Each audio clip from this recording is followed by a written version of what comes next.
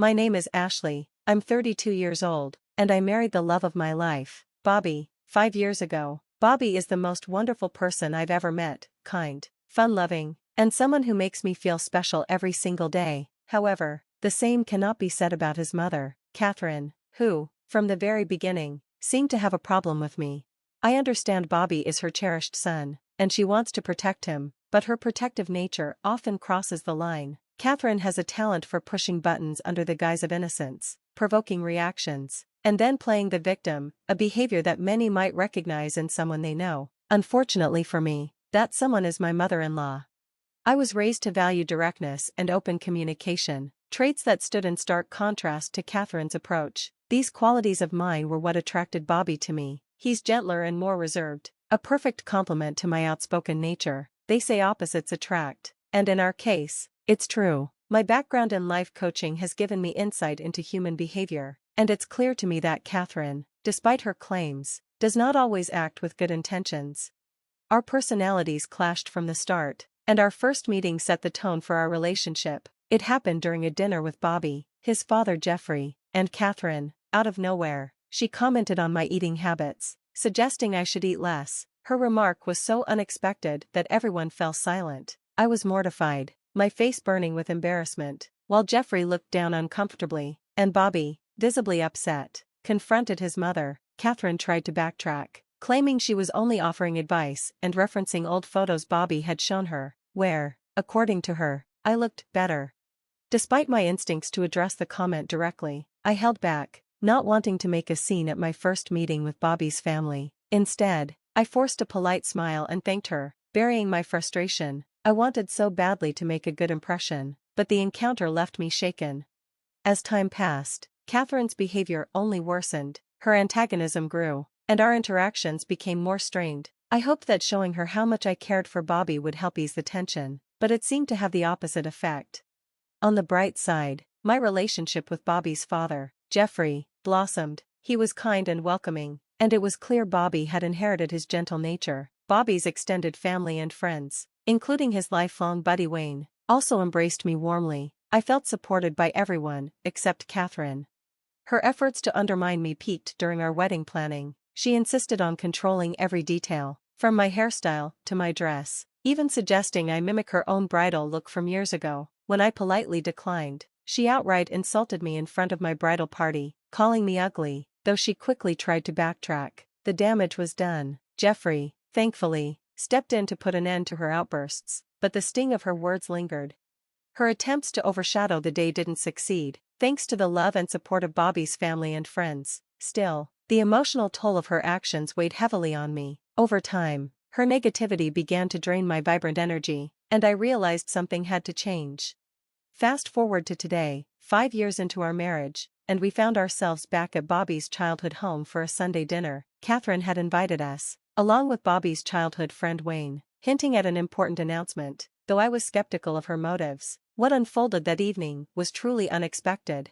The evening took an unexpected turn when Catherine, with a theatrical flourish, announced her big news. She had planned a family trip to Florida for her upcoming birthday and waved a confirmation letter triumphantly. Excitement rippled through the room, with Bobby's face lighting up at the mention of Florida, a place he'd always dreamed of visiting. "That's incredible," he exclaimed, his enthusiasm mirrored by the others around the table. Gratitude filled the air as everyone celebrated Catherine's generous gesture. But just as the mood reached its peak, Catherine turned to me with a blunt, chilling statement. "Oh, actually, you're not coming." The words hung in the air, the room falling silent as confusion spread across every face. Bobby, visibly taken aback, demanded clarification, his voice a mix of disbelief and anger. "What do you mean she's not coming? That can't be right." It quickly came to light that Catherine had deliberately cancelled my ticket, claiming it was due to last-minute arrangements and a desire to avoid extra charges. My heart sank as the realization hit. My presence had been planned for, and then just as easily erased, without a single word to me. Tension bubbled over as the others voiced their outrage. Wayne and I sat quietly, observing the growing chaos as Catherine's reasoning was pressed for. Finally, under the weight of everyone's demands, she revealed her true motive. She wanted to spend her later years surrounded by those she felt closest to. "You just don't make that list," she stated coldly, her words cutting through me like a blade. The room erupted. Bobby, furious, demanded an explanation for her blatant exclusion, while Catherine weakly tried to justify herself. Wayne is like family, she argued, pointing to him as an example of someone she deemed precious and cherished. Her logic was as insulting as it was flawed. Bobby wasted no time in calling her out. Wayne isn't even blood related, yet he's on the list? And Ashley, my wife, isn't? His voice trembled with anger and disbelief. How can you say she's not part of this family? She's my wife, Mom. That makes her family, whether you like it or not. Catherine's dismissive smile faltered as Bobby's words struck a nerve. Her attempt to justify her favoritism only deepened the divide. I couldn't stay silent any longer. No, I said firmly, my voice cutting through the noise. All eyes turned to me, Catherine's included. Her smugness disappeared, replaced by a flicker of unease. This isn't about family or last-minute arrangements, I continued. This is about respect, or your complete lack of it. I may not have been part of your life for as long as Wayne, but I am your son's wife. That should mean something, and I refuse to let you diminish that any longer.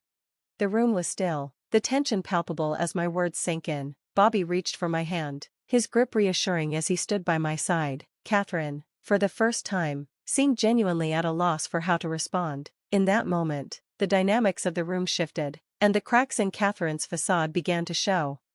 I laid bare the truth of the past 5 years, the blatant dislike Catherine harbored for me, her unbearable behavior, and her narcissistic tendencies. It was evident to everyone, not just me. When Catherine attempted to silence me with a thinly veiled threat to watch my words, it only fueled my resolve. I declared my intention to leave a place that had become a battleground rather than a home, but before stepping away, I turned to Bobby, my husband, and reaffirmed how much he meant to me despite everything. I urged him to join the family trip to Florida, acknowledging the complicated bond he shared with his mother, driven by love despite her flaws. Facing Catherine directly, I laid out an undeniable truth. Her efforts to push me away would never succeed. My love for her son tethered me to this family, regardless of whether she accepted it. When I accused her of an unhealthy obsession with undermining me, her expression faltered. It was a nerve struck too precisely to ignore. I called out her relentless attempts to diminish me, despite my consistent kindness and patience. My parting words were a declaration of resilience and independence. While Catherine might have decided I wasn't part of the family and didn't belong in Florida, I affirmed my unwavering place in Bobby's life and, by extension, in the family. I promised to remain steadfast for Bobby, Jeffrey, and even Wayne, drawing a clear and unyielding line with Catherine. This confrontation was more than a moment of defiance. It was a turning point. For the first time, Catherine's sharp tongue failed her. Her usual quick retorts were nowhere to be found, leaving her in stunned silence. I knew I had finally made an impact. As I prepared to leave, I shared a tender moment with Bobby. He offered to drive me home. Concern etched across his face, but I reassured him of my well-being and encouraged him to stay for the family discussion about the trip. Retrieving my purse from the kitchen, I found Catherine there, seemingly having retreated to collect her thoughts. Her request for me to leave swiftly was expected, echoing her earlier hostility with an added layer of animosity. I ignored her, unfazed, and reached for my purse, only to notice a letter beside it, unmistakably in Catherine's handwriting. At first, I hesitated. What could this letter contain? Her bitterness, perhaps? Or was it something entirely unexpected? I assumed the letter was related to the Florida trip. Driven by a mix of curiosity and lingering spite, I decided to glance at it. Addressed to Wayne, the letter began with affectionate words, painting a picture of a close bond between Catherine and him. As I read further, the tone shifted dramatically. Catherine expressed a diminished love for her son Bobby, contrasting it with her enduring affection for Wayne. This revelation was shocking, suggesting a clear favoritism toward Wayne over Bobby. The implications were deeply unsettling, exposing a family dynamic far more fractured than I had imagined. I was torn between the impropriety of reading someone else's correspondence and the weight of what I had uncovered. The letter demanded attention, it couldn't be ignored. Realizing the significance of the discovery, I carefully considered my next steps. Everyone who needed to be involved, Bobby, Wayne, and Jeffrey, was still in the house. The question now was how to address this without deepening the existing tensions. The weight of the decision bore down on me. After scrutinizing the letter once more to ensure I hadn't misunderstood its contents, I returned to the dining room with it in hand. The words were as shocking as they had been upon my first reading. As I entered, the room quieted, and all eyes turned to me. Jeffrey, ever the peacemaker, quickly attempted to smooth things over. He apologized for Catherine's earlier behavior and reassured me that I would join them on the Florida trip. He dismissed Catherine's actions as a temporary mood, confident he could persuade her to reconsider. But his reassurances were unnecessary. I had uncovered something far more pressing. The concern in Bobby's eyes was unmistakable. He likely feared the recent confrontation and ongoing strain with his mother had pushed me to my breaking point. In our private moments, Bobby had often expressed amazement at my patience, marveling at how deeply I loved him despite everything. I met his worried gaze and silently resolved to protect him from what I had read. When I inquired about Catherine's whereabouts, Jeffrey explained she had retreated to nurse a headache, likely a result of our earlier confrontation. While her tendency to prioritize herself was a familiar annoyance, this time, her absence felt like an obstacle. What I had to share required her presence. Yet the urgency of the situation and the encouragement of those present pushed me to proceed without her. The growing anxiety etched into Bobby's expression made it clear that delaying any longer would only exacerbate his stress. "Fine," I said, conceding to the urgency of the moment. "Let's do this." Drawing a deep breath, I began. When I was in the kitchen, retrieving my purse, I found this. Holding up the letter, I paused, letting its presence sink in. What I read, my voice faltered briefly, but I pressed on. "Changes everything." The weight of Catherine's words hung heavy in the air as I explained the contents of the letter, careful to reveal the details with sensitivity. The room was silent except for the sound of Bobby exhaling sharply, his expression shifting from concern to pain. The revelation struck deeply, unraveling years of buried dynamics and forcing an undeniable truth into the open. In that moment, I understood this wasn't just about Catherine's actions or the letter itself. It was about the future of our family, what we could rebuild, and what might be forever lost. Gathering my resolve, I prepared for the storm that was sure to follow. I shared the shocking contents of the letter with Bobby, Wayne, and Jeffrey. As I read aloud, the words hung heavily in the room, exposing Catherine's deep-seated resentment toward me and the drastic actions she planned to take against her son. The letter detailed her preference for Wayne over Bobby, her decision to disinherit Bobby in Wayne's favor, and her baseless blame of me for the supposed rift in her relationship with her son. The revelation was jarring. Catherine's bitterness and readiness to sever ties with Bobby painted a chilling picture. When I finished reading, the room was thick with tension, each person grappling with the betrayal in their own way. Jeffrey, ever the mediator, was on the verge of tears. Wayne appeared stunned, struggling to process the extent of Catherine's plans. Bobby, however, was a storm of fury and disbelief, his emotions oscillating between hurt and indignation. The realization hit Bobby hardest. He wrestled with how his mother could justify cutting him off while blaming me for her actions. It was a harsh wake-up call for all of us, laying bare the depth of Catherine's manipulation. The ensuing discussion was emotional and heated, with Bobby venting his frustration over her toxic behavior. It became clear that something had to change. 3 weeks passed after this revelation, leading up to the much-anticipated Florida trip. Unbeknownst to Catherine, a plan had been set in motion, a direct response to her divisive actions. On the morning of the trip, Catherine found a letter from Jeffrey by her bedside. The note, written in a tone of normalcy, instructed her to meet the family at the airport and suggested that all was proceeding as planned. Eager to begin the trip, Catherine hurried to the airport, unaware of the seismic shift in family dynamics caused by her letter. At the airport, her frantic search for her family was a physical manifestation of the confusion and isolation her actions had sown. Assuming they were already aboard the plane, she boarded, clinging to the hope of reuniting with them in Florida. After a long journey, Catherine eagerly called Jeffrey, ready to celebrate together. Instead, Jeffrey revealed the truth: they hadn't gone to Florida at all. The family was still at home, gathered together, a unified front against the discord she had tried to create.